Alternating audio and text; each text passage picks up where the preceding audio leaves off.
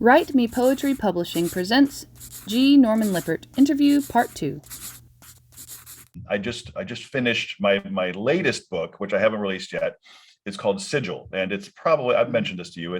I think it's probably the reason I started writing. This story is my most personal novel, and I think it feels important to me. And the main character is a teen boy named Caleb Bronte who lives in this sort of mashup of a fantasy and a science fiction world. It's a curious place where there's wizards, but there's also robots. I'm currently working on. So this is the part where I pitch my upcoming work. Yeah, there you go. Ready to go. I've already released the digital and print version of my latest book, which is just a young adult romping fantasy story. It's set in 1880s Philadelphia, overrun by robots and spaceships. So it's just straight up fantasy fun goofiness, but it takes itself somewhat seriously. The main character is based on my daughter. She's a 16-year-old girl whose nickname is Brass because of the color of her hair. And that's the name of the book, Brass. So that's out and available. Anybody can go to our website and you can find it. The audio book is going to be fully dramatized with a full voice cast, sound effects, and music. And I'm working on that right now. It's about half done. So once I get that done, then I'm going to turn my attentions to Sigil and I'll release that. That is awesome. And I have seen that website and it is fabulous. And if you have not, I'm talking to the audience now. If you have not gone to the website, gnlippert.com, correct? That's correct. Yep. Yes. Okay. I've found the 6 secrets. I'm going to see if you can find the 6 secrets. So you have been challenged. Very impressed. Very impressed. That was they were fairly well hidden, but yeah, there's a lot to uncover. It took me forever. Oh, good. I really wanted to create an experience, a website experience that was in and of itself almost a narrative experience with a lot of little secret hiding places and Easter eggs and lots of hidden content. I actually don't have physical copies of a lot of my books. We need to advertise. Yes, it looks beautiful. Originally, I had designed the cover entirely with computer generated graphics. Obviously, the dragon, the bad guy, but then I had the character of Gabriella was a completely computer generated figure, and I knew a young model at the time who I don't remember if she volunteered her services or somebody else may have said you need a human being, an actual photo, a real person to play Gabriella. So I asked, like I said, I can't remember if she asked me or if I asked her. Either way, we agreed that she, in California, she was living in California at the time, would pose in that exact pose, and her photographer would take a picture of her. Well, she went on. Her name was Kayla Cromer. She went on to be to appear in apparently a very popular TV show right now called Everything's Going to Be Okay. So she's kind of a big deal now. I gotta zoom her in now. Yeah, she's a much bigger deal than my book now. But I can say I gave her her first gig. Exactly. Oh, that's awesome. So that was funny. Fun. We still interact. Oh, that's great. I actually had this the other day and I was like, I want to do that pose. Like, I just want to just for fun. It's a strong pose. It really is. Yeah, I love it. I want to read it like a real, reader where you read like with pages. Because I listened to it, which was awesome. You have some great narrators. Yes, I was very, very fortunate. Just Sargent is fabulous. Yeah. Yes, he is. Especially his voice for Merlin. Yes. I love that. And when I was trying to do Merlin, of course, with the it specifically says deep rumbling, and I was like, oh. We'll see how this goes. Jesse, obviously, he's a bit of a deep voice. His natural voice is, it's a low tenor voice. So when he drops into that Merlin voice, yes, that's impressive. It's fabulous. Because I was, and like, I love the accent. Oh yes, I was trying to place it. It's like I was like almost in India, almost in Serbia. I wasn't really sure, but I was just like, it's perfect. But I think that's good for Merlin because he's just, he's been around for how long? Yeah, well, thousands of years. Yeah, right, exactly. So he's well, so I remember when they first started working on the audiobooks. This is back when they were doing the James Potter series. They contacted me, he and the producer, and said, "Well, we'd like to talk about how these characters sound." And my attitude was, You guys are the pros. I don't really care. So they Oh, that's wanted to fun. know, what kind of accent would these characters have? How would they sound? And it was kind of cool to be able to give them some feedback. But mostly, I really just trusted Just because I could tell that this man is a virtuoso of accents. Nice. He is able to do virtually any accent, and so I would not be surprised if he actually researched like what a Welsh slash Celtic accent would be, and like almost invented his own based on some sort of a patois. Yes. Yeah, it's so unique and I love it. I love listening to it. Because I got to hear a little piece of it. I was listening to Girl on the Dock today, actually. I just wanted to listen to it again. And so I played it again and I was just, it's like I want to rewind and listen again, just the way he speaks. I love it. It is fun. And I'm glad to give Jess a shout out because I feel like the narrator doesn't get a lot of credit. And I know, Sure. I mean, considering he does a unique voice, I listen to a lot of audiobooks.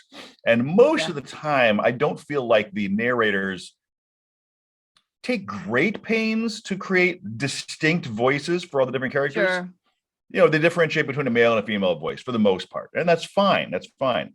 But to find one who I can tell who's speaking immediately without any attribution, because I can just recognize the sound of the voice. That's amazing. I always know when Ralph's talking. I love Ralph's accent. Well, I'll tell you, yes, absolutely, Ralph. I know what you're talking about right now. I love listening to James Potter, especially because you get to delve in, hashtag spoiler, to the American accents as well. And yes. See, pull it all together. And I love that they make fun of each other, but in such a good way. Cornelius is absolutely my favorite joke, and I'm not going to elaborate because I know that would totally be a spoiler, but that I was just like, oh, that's perfect. That is. I'm glad, I left that dangle for a while before ever explaining it. I kind of figured a good portion of the audience is going to be like, oh, I see what that, I get that. I know that's coming from. Yeah, that cracked me up. I'm one of those readers that if I find something that is just that good, I research it and I think about it, and I explore it. I don't think I've ever written any fan fiction. I think about the universe, the fandom so much. Speaking of, okay, so I read Ruins of Camelot just after I finished the James Potter series several years ago, simply because I enjoyed your writing and I wanted to hear more. And I was, yes, absolutely. I was delighted to realize the connection, and I won't speak it here just in case, because that's a big spoiler.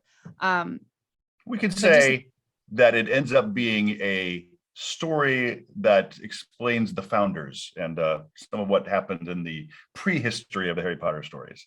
Yes. Like we have prehistory and then we have pre-prehistory. Yeah. I love it. But I love just the universes that it's almost like, the wizarding world, you have the world and then you have the universe surrounding it. And I feel like that's where you're playing. You're in the universe surrounding the wizarding world. And I just think that's amazing. Insert great acronym, great adjective here. But you haven't stopped there. You've created your own worlds as well. And I know you talked a little about Brass. Yes. What is, just tell me something about the worlds that you've created. Well, strangely, so one of the things that I've kind of cribbed from Stephen King, in Stephen King's world, all of his stories exist in the same universe. Like I think that's really cool. Okay.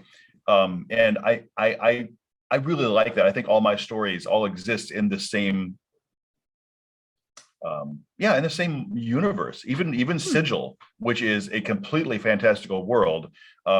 There's a point in which Caleb and his journeys, he comes across this dragon. This dragon's name is Chaos, and that's her. Ooh. That's her purpose. She's just been put in the world to cause chaos, and she does something horrific to him. Like the first thing his first encounter with it, she does something horrific to him, something that cannot be undone, something that totally changes the trajectory. And he basically asks her why, and she says, "You're not in Kansas anymore." And that's my way of saying she's aware that they're on a branch of a multiverse. She knows he won't get that reference, but we get it. So that's my way of saying this is all still part of the greater thread of this multiverse. And you never know, they might blend, they might branch and divide and come back together again. Yes. Oh, that's fun. So I just started listening to Nightmare Pearl on Yes. Audible, and what an amazing start. I've only heard a few minutes of it, and I'm already like pausing just so I can like take notes or send Good. you a note about it, but I paused it only to listen to The Girl in the Dock because it was 3 hours and I knew I could finish it on the way to work a few days. So, Yeah. but simply the description of the old-fashioned lawnmower, Yeah. soft Scissoring wicker. Yes, I love that. That's exactly what it sounds like. It is. It When I is. And wrote that's that what story, I love. I had to stop because I knew I got to get this description just right. And I'm hearing it in my imagination. I'm remembering that sound because, like I said, this is based entirely on my growing up experience. That's exactly where I went for a couple of weeks every summer. That was the house that my grandparents lived in, the bay, everything, the swing. And so I was hearing that sound. And I said, I just got to get this just right. And I remember I don't usually do this, like agonizing over a single phrase, but I did over that soft scissoring wicker. So I'm glad you picked that out because I knew that's good. I just got to get it spot on with that. I guess I just felt that. I felt that energy when I read that or when I listened to that line. Good. Well, I'm glad to carry it over. Oh, yes, absolutely. Well, we'll be really curious what you think of the end of the story because this is another one that like I've written stories that I consider kind of not really fluff, but just kind of brain candy. And then there are stories that I think I've got posters of my books up all around me. So there's like brass. I love brass. Brass is brain candy. There's some truth in there, but it's just a romp. It's just a fun, silly fantasy sci-fi romp. But the Nightmare Pearl is important to me because it navigates some waters. And I think it's something that people need to think about, that I felt I needed to think about. That story is an exploration of some issues. I don't generally deal with issues in the modern sense, but if they show up in the story, I don't shy away from it. And this one did go some places. So yep. What is your daily life? What do you do for fun, for work? I work for an insurance company, actually. I work in the media department. I am their lead animator. I do a lot of writing.